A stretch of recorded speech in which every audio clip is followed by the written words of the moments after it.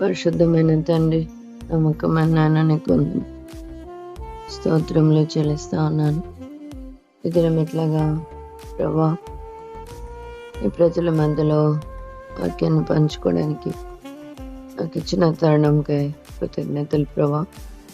నన్ను సజీవంగా ఉంచినందుకు కూడా స్తోత్రాలు. ఆయన దయచేసి నన్ను జ్ఞాపకం చేసుకొని నన్ను పరిశుద్ధపరచు తండ్రి. ఖాళీ చేయండి. యజమానుడు వాడుకోవడానికి అర్హమైన పాత్రగా నన్ను చేయను ఆయన. కేవలం నీ మాటలే నేను ఉచ్చరించినట్లు మరి నాకు నీ కృపను దయచేయండి తండ్రి. చేరి వచ్చిన ప్రతి బిడ్డను ఎరిగిన దేవుడు, వారి జీవితాలని కూడా ఎరిగిన దేవుడు తండ్రి. తండ్రి ప్రతి ఒక్కరితో మాట్లాడు, నాతో కూడా మాట్లాడు. మేము నీ చేతి పరీక్షించబడాలని, సరిచేయబడాలని ఆశిస్తున్నాం తండ్రి. దయచేసి మాక జీవితంలో చూస్తున్న దేవుడు మమ్మల్ని సరిచేయండి. వాక్యపు వెలుగులో మా యొక్క అపరాధములను, పాపములను మేము గుర్తించి సరి చేసుకోవడానికి కావాల్సిన కృపను దయచేయమని మమ్మల్ని దర్శించి ఆదరించి మమ్మల్ని సరైన మార్గంలో పెట్టమని బ్రతిమాలుకుంటూ యేసయ్య ఘనమైన నామంలో ప్రార్థిస్తున్నాను తండ్రి. ఆమేన్. ఇర్మియా 33:3 ఎప్పుడు మనం వినే వాక్యమే. అయితే ఈ దినం ఏం మాట్లాడుతున్నాడో గ్రహిస్తాము. నాకు మొరపెట్టుము, నేను నీకు ఉత్తరం ఇచ్చేదను.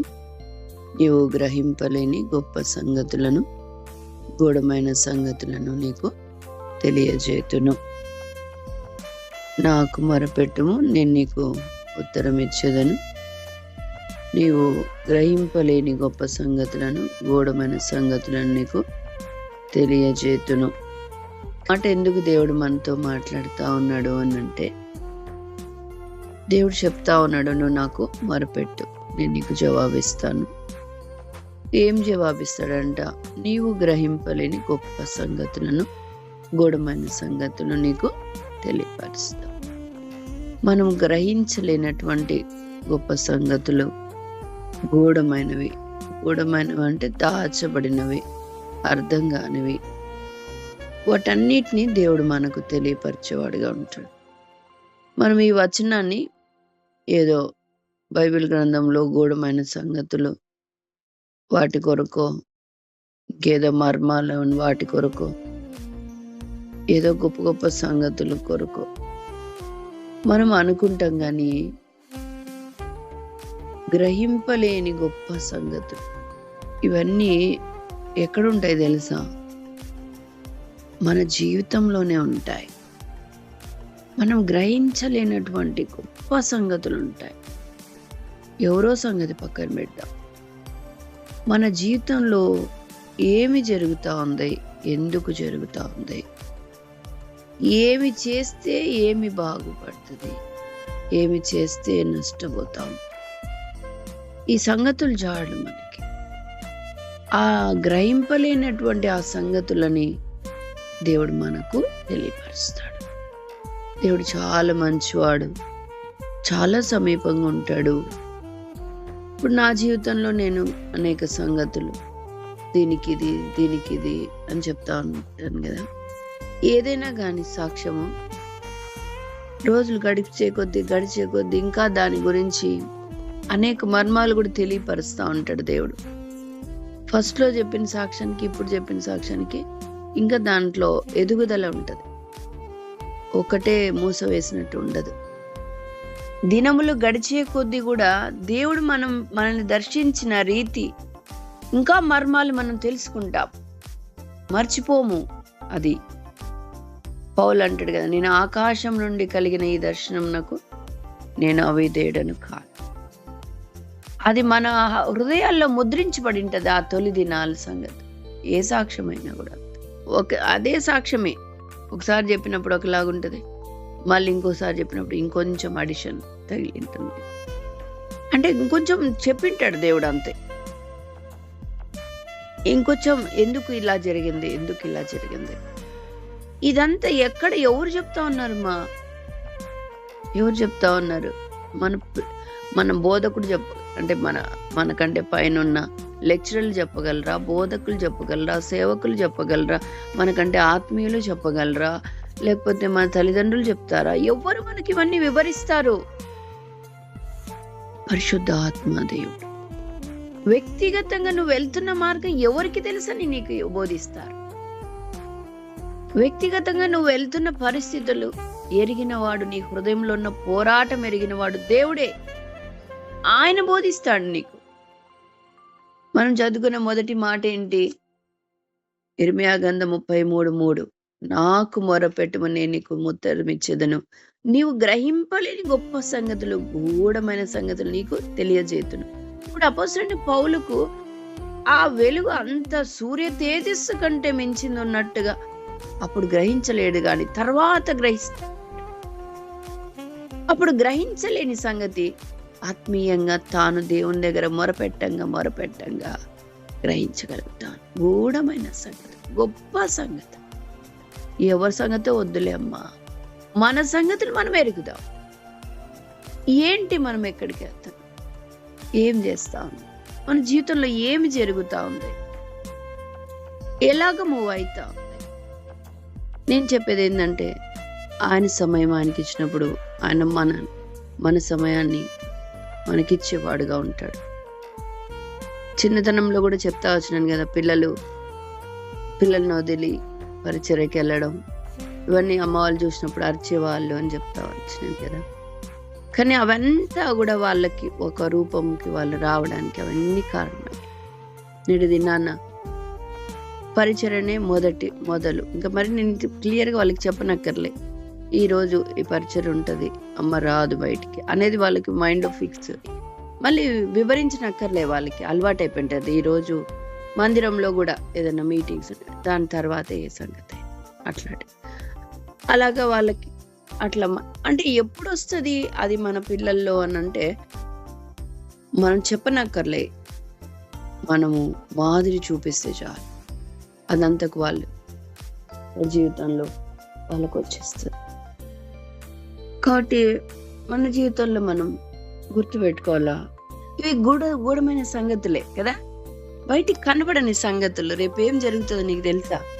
తెలియకనే కదా మనము ఇదే ఈ రోజే శాశ్వతం అన్నట్టు, ఇదే మెయిన్ అన్నట్టుగా రాబోయే సంగతిని గురించి మనం వెయిట్ చేయం. ఇదే పాముకోవాలా, ఇదే పూసుకోవాలని చూస్తూ ఉంటాం.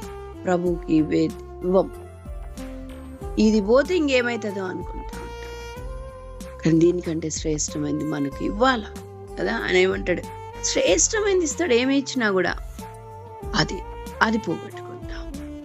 కాబట్టి ఈ యొక్క మన జీవితంలో ఏం జరుగుతున్నాయి అనే సంగతి మనం గ్రహించాలి. అది మన ప్రార్థనా జీవితంలోనే ఉంటది. ఏది రమ్యమైందో కదా అవన్నీ మనకు తెలుసు. ఫిలిప్పీలకు రాసిన పత్రిక 4వ అధ్యాయం 8వ వచనం, మెట్టుకు సహోదరులారా, ఏ యోగ్యత అయినను మెప్పైనను ఉండినడలా, ఏవి సత్యమైనవో, ఏవి మాన్యమైనవో, ఏవి న్యాయమైనవో, ఏవి పవిత్రమైనవో, ఏవి రమ్యమైనవో, ఏవి ఖ్యాతి గలవో వాటి మీద ధ్యాస. కాబట్టి ఏవి అన్న సంగతిని డిఫరెన్షియేట్ చేయగలిగిన ఆత్మీయత మనలో ఉండాలి. ఆ డిఫరెన్షియేట్ చేయగలిగిన ఆ మనస్సు మనకు ఉండాలి. ఆత్మానుసారమైంది ఏది, శరీరానుసారమైంది అది మనం గుర్తించాలి. మనమే గుర్తించుకోలేకపోతే మన ఇంటి వారు గుర్తించలే, మన పిల్లలు అంతకంటే గుర్తించలే. మనమే ఏది శ్రేష్టమైందో, పవిత్రమైందో, సత్యమైందో, ఖ్యాతి గలదో, రమ్యమైందో దాని వైపు మనం దృష్టి నిలిపి దాని మార్గంలో మనం వెళ్ళవలసింది. ఇవన్నీ నీకెప్పుడు తెలుస్తాయి? ఒకటే, మొరపెట్టు. చాలాసార్లు మన జీవితంలోకి వచ్చే నెగిటివ్స్ అన్నీ కూడా ఏమవుతాయి అంటే, నెగిటివ్స్ అన్నీ మనల్ని కృంగదీస్తాయి కదా. అయితే కృంగిపోకూడదు. ఏం చేయాలో? మొరపెట్టు. దాని వెనకాలన్న గూఢమైన అర్థం, గొప్ప సంగతి దేవుడు నీకు బయలుపరుస్తాడు. ఒకసారి ఒక శ్రమ వచ్చింది, అది అప్పుడే తెలియదు మనకి కదా. ఇప్పుడు భర్త నుంచి వచ్చిన శ్రమ అని చెప్తాం అనుకో. ఆ శ్రమ వచ్చింది, ఆ దినాల్లో ఆ దుఃఖంతో దేవునికి దగ్గర అవుతున్నా, ఆత్మీయంగా నేను ఉంటున్నా. ఆశ్చర్యం ఏంటంటే ఆ దినాల్లో ఖచ్చితంగా అలాంటి సమస్యలతో బాధపడే వాళ్ళే నా దగ్గరికి వచ్చేవాళ్ళు.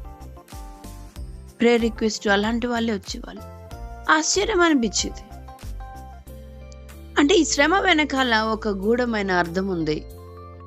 ఏంటది అంటే, నువ్వు వాళ్ళ కొరకు ఉపయోగపడాలా. ఒకప్పుడు నేను అలాంటి వాళ్ళని అసహించుకునేదాన్ని. అలాంటి వాళ్ళదే తప్పు, లేడీస్దే తప్పు అని అనుకునేదాన్ని. ఇప్పుడు అసలైంది తప్పు ఎవరిలో ఉంది నాకు అర్థమవుతా ఉంది. ఇంతకుముందు వాళ్ళ గోడను వినాలన్న మనసు ఉండేది కాదు. ఇప్పుడు అదే పనిగా వాళ్ళని చూస్తుంటేనే కన్నీరు వస్తుంది, దుఃఖం వస్తుంది. ఎందుకంటే నేను అదే సిచ్యువేషన్లో వెళ్తున్నా. అలాగ ఒక కుటుంబంలో భార్య భర్తలు విడిపోతున్న ముందే చెప్పినాను అనుకోండి ఈ విషయం. అలాగ వాళ్ళు కోర్టు వరకు వెళ్ళిపోయింది సమస్య. వాళ్ళమ్మ అంటే ఆ పాప వాళ్ళమ్మ, మా కూతురు వాళ్ళు ఇట్లా డైవర్షన్ తీసుకుంటున్నారు, ప్రార్థన చేయండి అక్క అని ప్రేయర్ రిక్వెస్ట్ ఇస్తే నాకు ఎంతో ప్రేమ వచ్చింది. ఆమె ఎవరో నాకంత తెలీదు, ఈమె తెలుసు అంతే. ఎంతో దుఃఖం వచ్చింది వాళ్ళ గురించి ప్రార్థన చేస్తా ఉంటే. ఎందుకు? నేను ఆ సిచ్యువేషన్లో ఉన్నా గనక.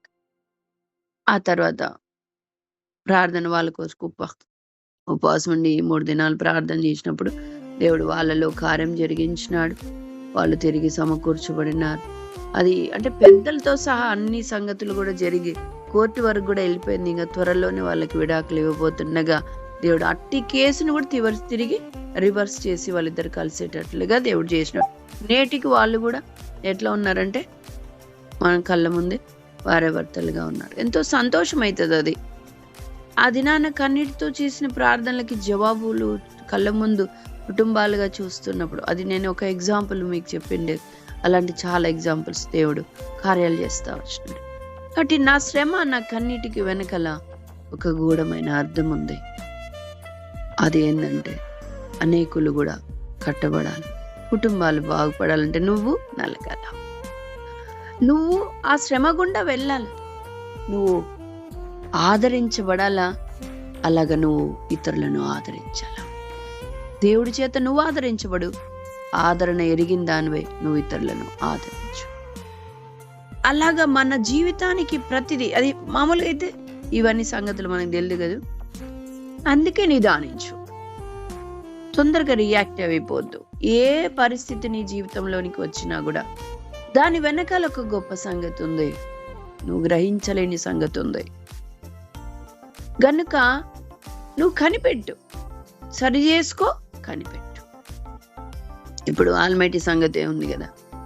ఆల్మైటీలో ఇలాంటి పరిస్థితులు వచ్చినప్పుడు కలవరాన్ని సృష్టించే పరిస్థితులు ఉన్నాయి ప్రస్తుతానికి కదా. ఇవన్నీ చూసినప్పుడు కలవరపడాలా. అయితే ఇంతకాలం నల్లగొట్టుకుంటా నేర్పించిన సంగతులు కలవరపడ్డం నేర్పిలే, ప్రభు దగ్గర మొరపెట్టడం నేర్పించినాడు. మొరపెట్టినప్పుడు ఆయన వాక్యం ద్వారా మాట్లాడటం నేర్పించినాడు. ఆ మాట చాలు మనకు. మన కళ్ళ ముందు కొండలాంటి సమస్య ఉన్నా కూడా భయం లేదు. 27వ అధ్యాయంలో కీర్తనలో అంటాడు, దండు నా ఎదుట దిగినను నేను భయపడను. ఎందుకు? దేవునితో సహవాసం నీకుంది గనక. దేవుని నువ్వు అడుగుతుంటే ఆయన నీతో మాట్లాడుతున్నాడు గనక. ఈ సంగతి గురించి నువ్వు మొరపెడుతున్నావు, ఆయన దాని గూఢమైన సంగతి ఏందో, నీకు గొప్ప సంగతి ఏందో నీకు తెలియపరుస్తున్నాడు. దేనికి భయపడతావు? ఇక ఒకవేళ నాలో తప్పు ఉందా ప్రభువా, నేను సరి చేసుకుంటా. పలానా ఉంది, నాది తప్పే, క్షమాపణ అడుగుతున్నా ప్రభా, ఇప్పుడు ఏం చేయమంటా? దేవుడు ధైర్యపరిచేవాడుగా, దేవుడు వాక్యం ఇచ్చేవాడుగా ఉన్నాడు. కాబట్టి పరిస్థితులు ఏమైనా కానీ, అంతేకాదు ఈ పరిస్థితులు ఇలా రాబోతుందని ముందే తెలియపరిచేవాడు కూడా ఉన్నాడు. మనకిచ్చిన వాగ్దానం, ఈ సంవత్సరం వాగ్దానం ఆల్మైటీది ఏంది? నేను నిన్ను స్వస్థపరుస్తాను కదా. స్వస్థపరుస్తానంటే ఏమి ఇప్పుడు అస్వస్థత వచ్చిందా? అట్లేం లేదే కదా. డిసెంబర్లో అట్లా లేదు మన పరిస్థితి, జనవరిలో కూడా అట్లా లేదు. ఏం బాగానే ఉన్నామే అంటే అస్వస్థత వస్తుంది, దాన్ని నేను స్వస్థపరుస్తా. సత్య సమాధానం నీకు సమృద్ధిగా కలగజేస్తానంటే ఏమని అర్థం? అసమాధానమైన పరిస్థితులు, అసత్యమైన పరిస్థితులు ఏర్పడతాయి, అయినా నేనేమిస్తా? నీకు సత్య సమాధానం సమృద్ధిగా ఇస్తా. ఎప్పుడు ఇవన్నీ నీకు తెలుస్తుంది? నీ శ్రమలో ఊరికే దుఃఖపడుకుంటా పరిస్థితి నుంచి వాళ్ళని చూసి వీళ్ళని చూసి ఓదారుస్తా కాదు కాదు. మొరపెట్టు, ఆయన దగ్గర మొరపెట్టు, ఆయన దగ్గర మొరపెట్టు. నేను ముందే చెప్పినాను కదమ్మా, నీకు వాగ్దానమే ఇచ్చినాను కదా. ఇక దేనికి నువ్వు చింతపడుతున్నావు? గ్రహింపలేని గూఢమైన సంగతులు అని తెలియపరిచేవాడుగా ఉంటాడు. ఇవన్నీ ఎప్పుడమ్మా మనకు తెలియదు. మొరపెట్టు, మొరపెట్టు. ఏది కాని రానిలే, దేవుడు ముందే చెప్పినాడు కదా, ఇది ఇలా జరుగుతుంది, దీనికి ఇలాగా ఉపశమనం కలుగుతుంది, దీనికి ఇట్లా జరగబోతుంది అంటే జరగబోతుంది, అంతే. ఇంకా అయిపోయింది. ఏం టెన్షన్ పడినక్కర్లే. దేవుడే అనేక సార్లు చేసినాడు ఇట్లా కదా మనకి. అనేక సార్లు గాలి తుఫాన్లు వస్తాయి, ఆగిపోతాయి. నా మట్టుకు నేను, ఎవరి మట్టుకు వాళ్ళు సరి చేసుకునేది సరి చేసుకు. నిమ్మలపరిచేవాడు. గాలి తుఫాన్ ఎక్కువ కాలం వస్తుందా? కొద్ది సమయం వస్తుంది, దాన్ని గర్దించగానే సమస్తం నిమ్మలపరిచేవాడుగా ఉంటాడు. అలాగా ఇదొక్కటే కాదు, మన కళ్ళ ముందు ఉందని చెప్తాం. ఆ రీతిగా ఆయన అనేక రకాలుగా మనల్ని అంటే ఇది ఒక చిన్నది అంతే. పర్టికులర్గా ఇప్పుడు నీ జీవితంలో ఇదే వాక్యం అన్వయించుకో. ఏ పరిస్థితి గుండా నువ్వు వెళ్తున్నావో నాకు మొరపెట్టు, నాకు మొరపెట్టు. చాలా ఇంపార్టెంట్ అమ్మ. ఆయన దగ్గరికి మన ప్రార్థన వెళ్ళేటట్లుగా మనము దీనత్వం కలిగి ఉండాలి. ఆయన దగ్గర నుంచి ఇప్పుడు చూడు, ఇప్పుడు గ్రూప్ సమస్య అయితే అందరు కలిసి ప్రార్థన చేసుకుంటాం, తెచ్చుకుంటాం. నీ వ్యక్తిగత సమస్య కదా, ఇప్పుడు ఎవరికి చెప్తావు దాన్ని? ఇప్పుడు నువ్వు చేస్తే వెళ్ళిపోవాలి దేవుని దగ్గర. గుంపులో కదా ఎవరో ఒకరు ప్రార్థన పోతుందిలే, జవాబు వస్తుందిలే అన్నట్టు. ఇప్పుడు నువ్వే పర్టికులర్గా అంటే నీ ప్రార్థన నేరుగా దేవుని దగ్గరికి వెళ్ళగలగాల, అలాంటి ప్రార్థన చెయ్యగలగాల, దేవుడు అక్కడి నుంచి ఆన్సర్ చెప్పగలగాల. కాబట్టి మన ప్రార్థన జీవితం ఎట్లుండాలంటే ప్రభు దగ్గర అడిగి తెచ్చుకునేటట్లుండాలా. ఏదోలో రాయి వేసినా ఏదో ఒక రాయి తగులుతుందిలే అన్నట్టు ఉండకూడదు. దినదినానికి మనం ప్రార్థనా జీవితంలో ఎదుగుతూ ఉండాలి. ఇప్పుడు అడిగితే ఇప్పుడు సమాధానం జరుగుతుంది. ఇప్పుడు అడిగి నేను బైబిల్ చదివితే వెంటనే ఆయన జవాబు నా దగ్గరికి రావాలి. అలాంటి ఆత్మీయత, అలాంటి ప్రార్థనా జీవితం మనకు కలిగి. నువ్వు నాకు మొరపెట్టు, మొరపెట్టు. మనలో మా జీవితంలో అవసరం. ఊరికే మొరపెట్టకుండా, ఆయన్ని అడగకుండా మొరపెట్టి వదిలేస్తాం, అది కూడా మంచిది కాదు. గ్రహింపలేని గూఢమైన సంగతులు ఆయన తెలియపరుస్తాడు. ఆయన దగ్గర కూర్చో.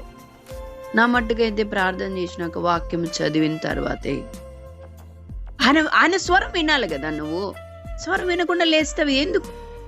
ప్రార్థన చేసింది ఎందుకు చెప్పు? ఏడ్చింది ఎందుకు? ఊరికే గాలి కొట్టుకుపోతుంది.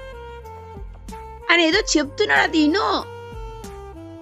ఊరికి ప్రార్థన చేసి ఏడ్చి వెళ్ళిపోవడం కాదు. అప్పుడు నీకు ఆదరణ రాదు అనేమో చెప్తున్నాడు. నీ కన్నిటికి జవాబు చెప్తున్నాడమ్మా.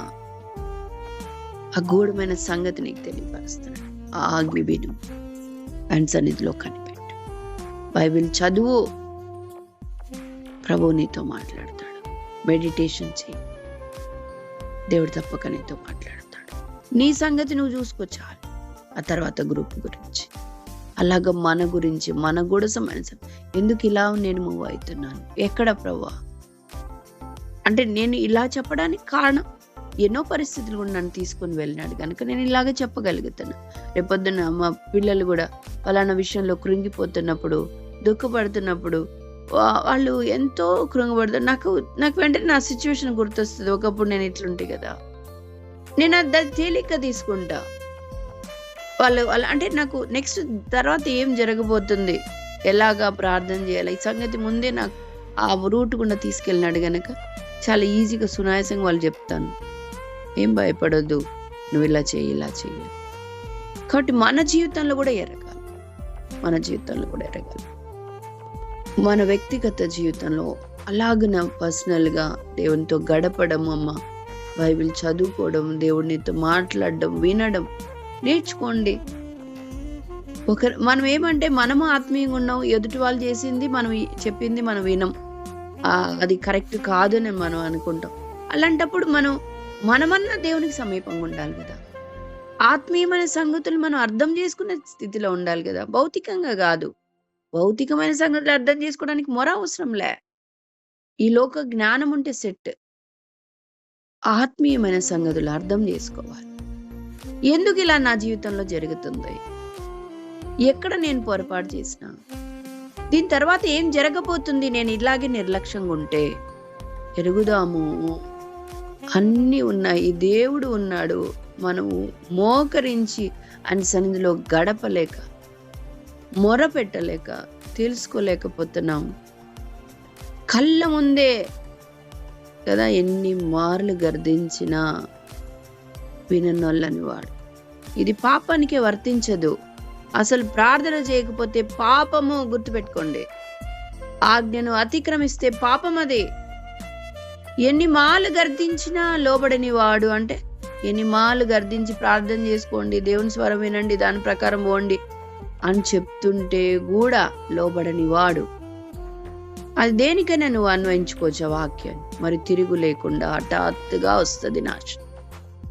ఇలా మొరపెట్టడం వల్ల నీ గ్రహింపు గూఢమైన సంగతి నువ్వు తెలుసుకుంటావు. రాబోయే యోబేలు గ్రంథంలో ఉంటది కదా, కీడు రాబోయే సంగతి నువ్వు ఎరుగుతావు అమ్మా, ఎరుగుతావు.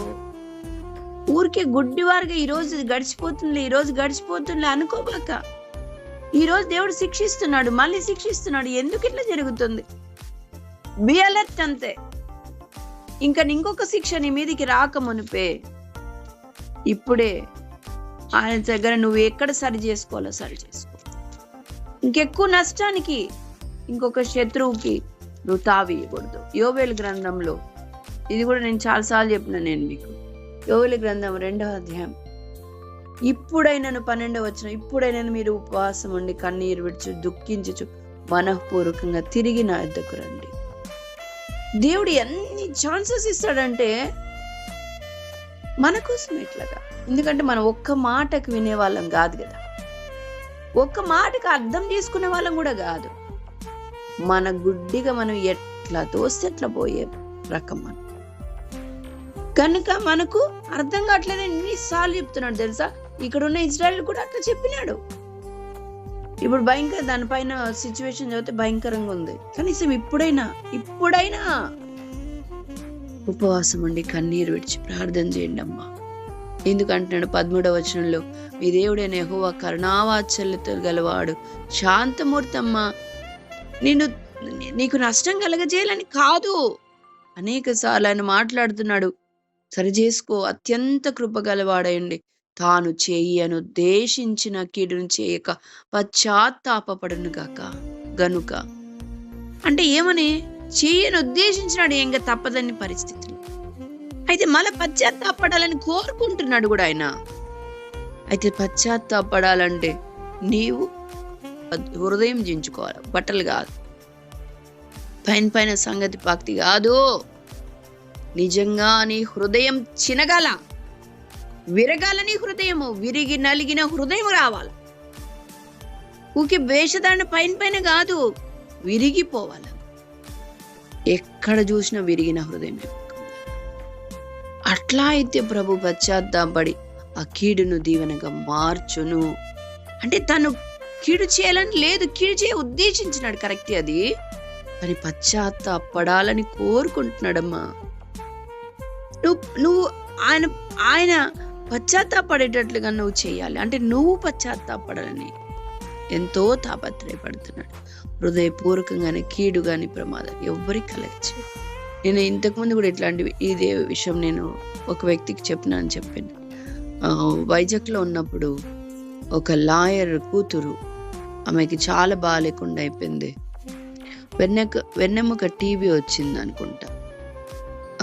ఏలూరు తీసుకెళ్లారు. అక్కడ కూడా హోప్లెస్ అని చెప్పారు. అలాంటప్పుడు ఎప్పుడు బెడ్ మీదే ఉంటుంది ఆమె. ఇంటికి తీసుకొచ్చినారు. ఇంకా మా చర్చి వాళ్ళంతా వెళ్ళి ప్రార్థన చేస్తూ ఉన్నారు. మేము కూడా వెళ్ళినాం. ఒకరోజు వెళ్ళి ప్రార్థన చేసి తిరిగి వెళ్ళిపోయేటప్పుడు మా లేడీస్ అందరు కలిసి వెళ్ళాము. తిరిగి వెళ్ళిపోయేటప్పుడు నాకు దేవుడు ఒకే మాట గుర్తు చేస్తున్నాడు, ఈ వాక్యం గుర్తు చేస్తున్నాడు. ఇప్పుడైనా ఉపవాసం ఉండి మీరు కన్నీరు విడిస్తే ప్రార్థన చేస్తే చెయ్యను ఉద్దేశించిన కీడు చేయకమా. డాక్టర్స్ అందరు హోప్లెస్ అని చెప్పేసినారు, కానీ దేవుడి వాక్యం చూపిస్తున్నాడు. ఏం చేయాలి నాకు అర్థం కాలే. ఆమె పెద్ద లాయర్, లీడింగ్ లాయర్. వాళ్ళమ్మ, ఆ పాప వాళ్ళమ్మ, వచ్చిన వాళ్ళు నాతో పాటు పెద్ద పెద్ద వాళ్ళు, అంకుల్ వాళ్ళు, ఆంటీ వాళ్ళు. ఏం అర్థం కాలే. ప్రభువా, నువ్వు నాకు ప్రేరేపణిచ్చినావు, చెప్పే అంత నేను గొప్పదాని కాదు, కానీ నేను చెప్తా, నా నోరు విప్పుతా, కానీ సమయాన్ని అనుకూలపరచు అనుకున్నాను. తర్వాత అందరు కూడా వెళ్ళిపోయినారు. లాస్ట్కి వెళ్ళిపోతా ఉంటే, ఇంకా లాస్ట్ వెళ్ళే ముందు అప్పుడు ఆమె సిస్టర్ దగ్గరికి వెళ్ళి దేవుడు కొంచెం ఛాన్స్ ఇచ్చాడు. అప్పుడు సిస్టర్ దేవుడి మాట చెప్తా ఉన్నాడు, లాస్ట్ ఛాన్స్గా మీరు ఉపవాసం ఉండి ప్రార్థన చేయండి, ఎక్కడ సరి చేసుకోవాలో చేసుకో, ఈ కీడు మేలుగా మార్చొచ్చు దేవుడు అని చెప్పాను. తర్వాత వెళ్ళిపోయాను. తర్వాత ఆమె ఎప్పుడు చెప్పింది తెలుసా, తర్వాత అమ్మాయి బాగా మళ్ళీ ఏలూరుకి వెళ్ళడం, ఆపరేషన్ జరగడం, చక్కగా నడవడం, మధ్యాహ్నానికి రావడం, తన భర్త, పిల్లలు, అంత సంతోషం, అంతా జరిగిపోయింది. ఎప్పుడు మళ్ళీ నేను నన్ను కలిసిన తర్వాత ఆమె చెప్తుంది, సిస్టర్ మీరు ఆ రోజు చెప్పిన మాట నా జీవితం ఎంతో మార్చింది. ఇంకా ఆమె కృంగిపోయింది అనమాట. ఇంకా నో హోప్స్ అనుకుంది, కానీ అదొక్క మాటను పట్టుకొని తిరిగి ఉపవాసం ప్రార్థన చేసింది. దేవుని దగ్గర మొరపెట్టిందంట, గోజాడిందంట. 3 రోజులు అట్లా మొరపెట్టింది. దేవుడు మళ్ళీ ద్వారం తెరిచి ఇంకా ఏలూరుకి వెళ్ళినారు. ఏలూరులో అడుగు అడుగున ఇదే ప్రార్థన, అడుగున ఇదే ప్రార్థన చేస్తూ వచ్చిందంట. ఆశ్చర్యకరమైన సంగతులు ఆమె చెప్తా ఉండే. ఆమె మమ్మల్ని కూర్చోబెట్టి చెప్తా ఉంది, మీరు చెప్పిన తర్వాత ఇంత జరిగింది ఇలాగాని. ఆమె కూర్చోబెట్టి చెప్తాను.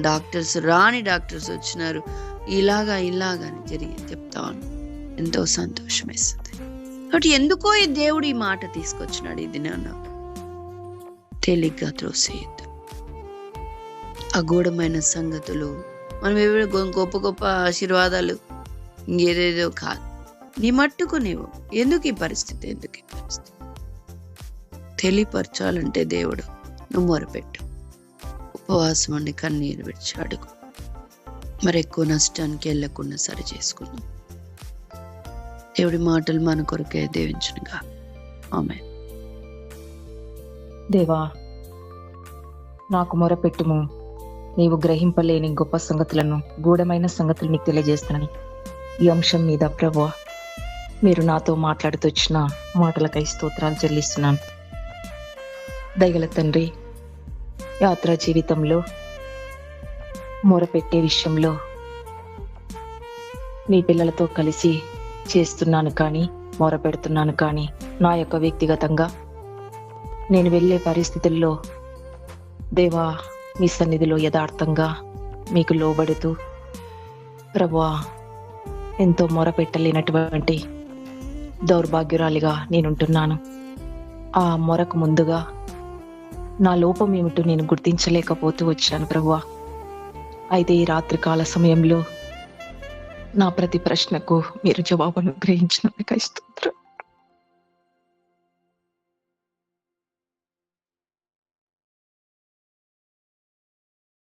నా అంతరంగంలో కన్ఫ్యూజ్ అవుతున్నా,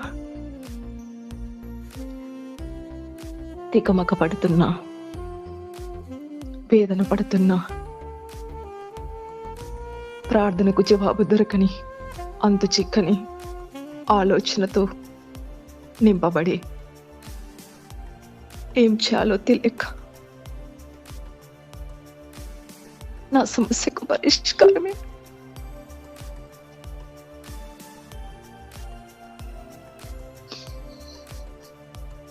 నిరాశలో ఉన్న నన్ను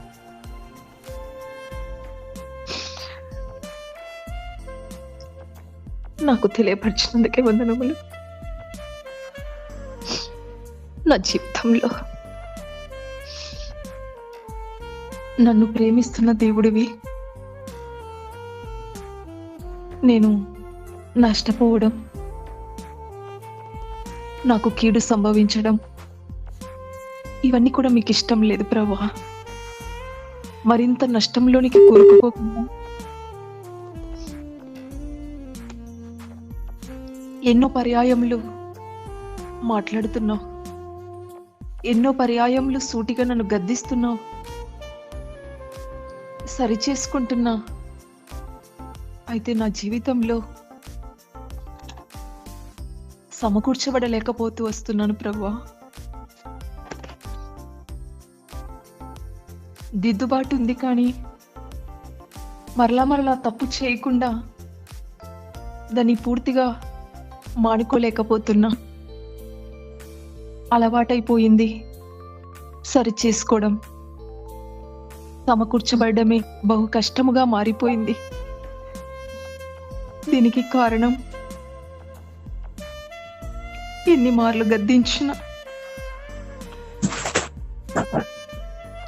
లోబడని వాడు మరి తిరుగు లేకుండా హఠాత్తుగా నాశనమగునని మీరు మాట్లాడుతూ వచ్చారు.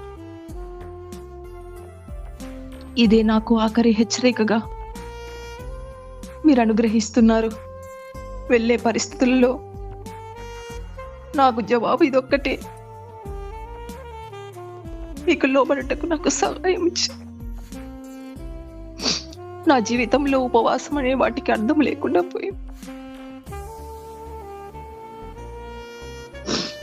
ఉపవాసం ఉండలేకపోతే నా మీద నాకే సింపతి, జాలి ఈ శరీరాన్ని పెంచి పోషించేదానిగా ఉంటున్నా. అందుకే నలగలేకపోతుంది కనుకనే ఇటువంటి ఉపవాసంతో కూడిన ప్రార్థన మీ సన్నిధిలో నా వ్యక్తిగతంగా కన్నీటితో కూడిన ప్రార్థన, దుఃఖముతో మనపూర్వకంగా తిరిగి నీ యొద్దకు రాలేనటువంటి పరిస్థితిలో నేనుంటున్నాను. అందుకే ప్రభు, నాకు జవాబు అనేక సార్లు అనేక సంగతులకు జవాబు రాలేదు. వచ్చిన వాటిని చూసి సంతోషించి అక్కడే ఆగిపోతున్నా. దయతో నన్ను క్షమించయ్యా, క్షమించు.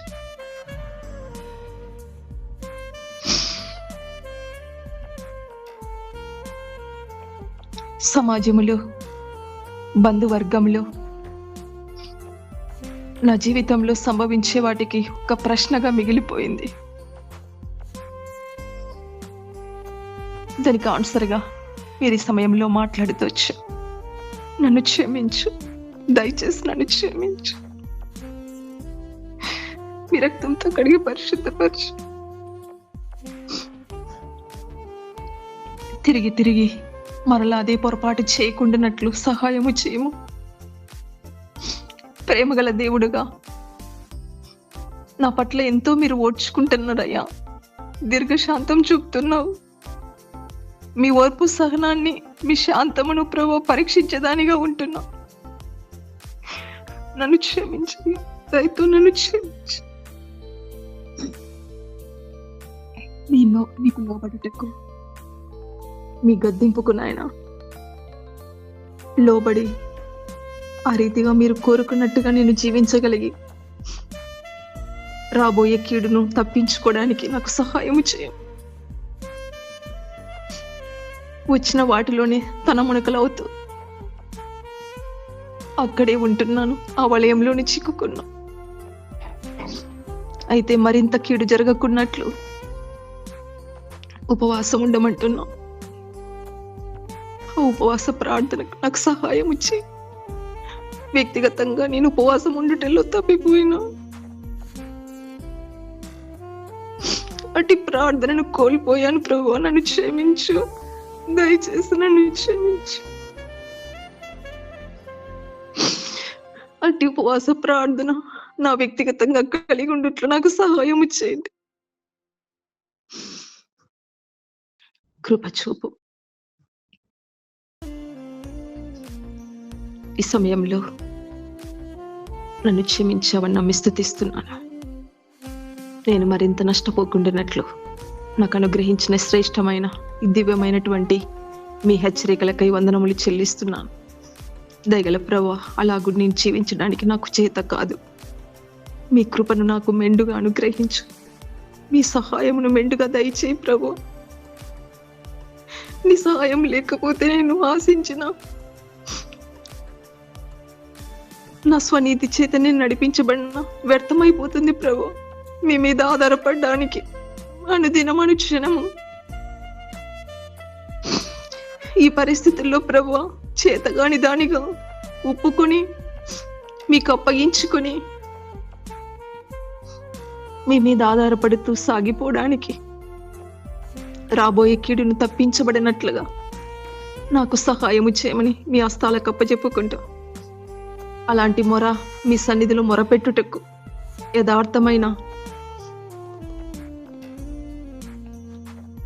యథార్థంగా మీ సన్నిధిలో మొరపెట్టడానికి నాకు సహాయము చేయమని బ్రతిమాలుకుంటూ అట్టి ఉపవాసం ప్రార్థన కలిగి ఉండుట్లో నా కృప చూపమని మీ సహాయంను కోరుకుంటూ యేసుక్రీస్తు ప్రభు నామమున ప్రార్థించి వేడుకొంచున్నాను తండ్రి. ఆమేన్. ఆమేన్.